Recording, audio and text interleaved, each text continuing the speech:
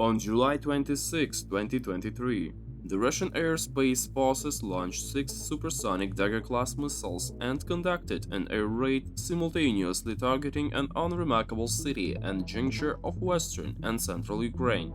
In the past 4 months, 17% of Russia's missile and drone attacks have occurred in this area.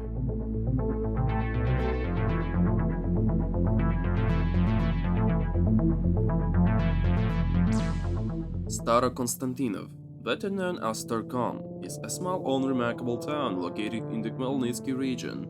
Here, one of the largest military airfields in the Soviet Union was constructed.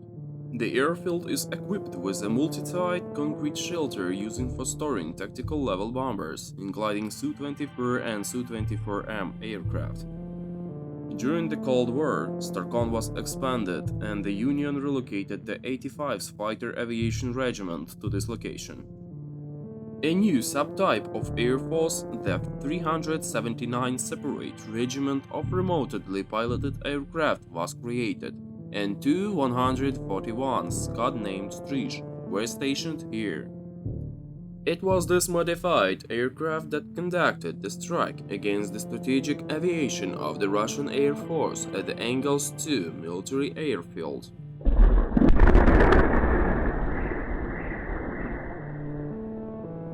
After the Soviet Union's collapse, the airfield and aviation came under Ukraine's jurisdiction, forming the 7th Aviation Regiment of the Ukrainian Air Force.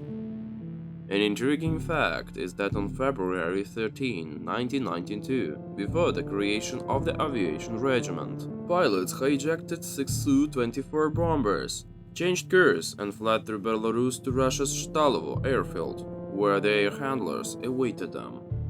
In 2019, Ukraine received Turkish Bayraktar unmanned aerial systems, establishing Starkon as their base. At 5 a.m. on February 24, during the first major missile attack on Ukraine, several missile strikes targeted the airfield. Nevertheless, Ukraine was able to preserve all the aviation by relocating and dispersing them to undisclosed backup airfields. However, let's fast forward to the present. In July of this year, Ukraine's arsenal was equipped with the Storm Shadow cruise missile type. As the result, the Russian army's logistics were repeatedly hit, from Lugansk to all of Crimea.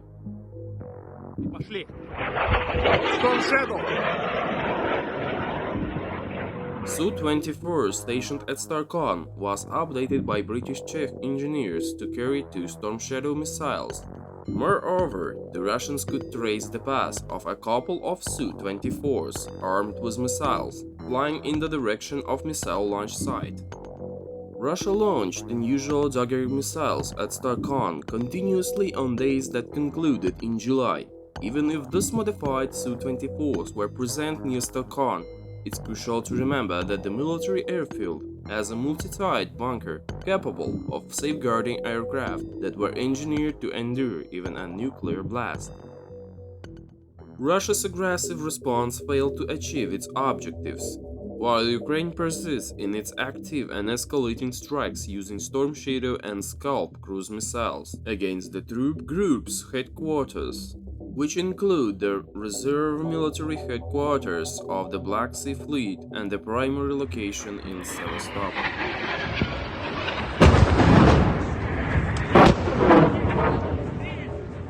After these events, the majority of Russian attacks persisted in the Khmelnytsky region, with around 100 attempts to utilize Shahed-type UAVs for attacks on this region from July to November.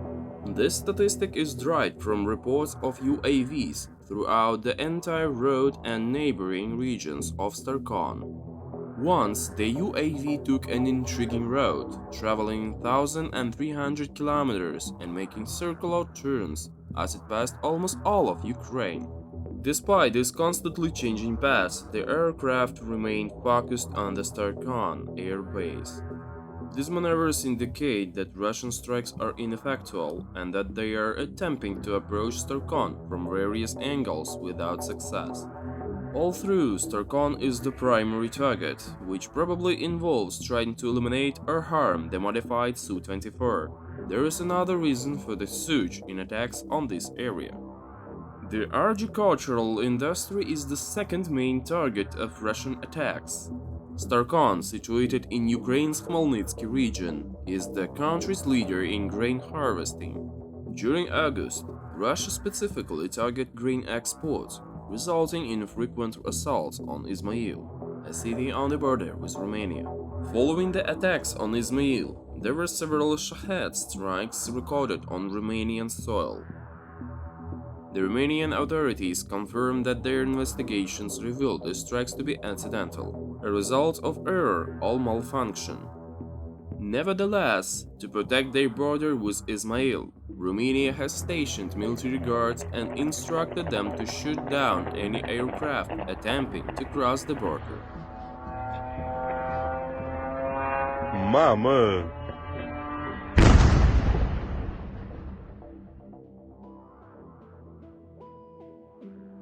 To summarize, Russian drone strikes are almost entirely ineffective, and Ukraine has spent a year countering these attacks by building mobile groups equipped with machine guns.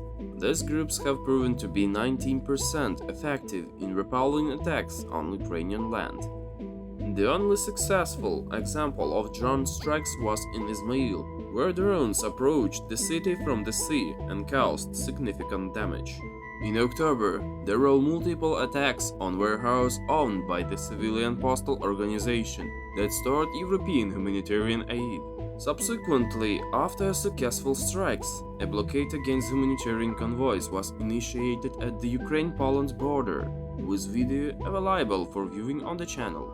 Thank you for watching, please leave a comment, like the video if you enjoyed it, and subscribe to the channel for more content in the future. See you soon.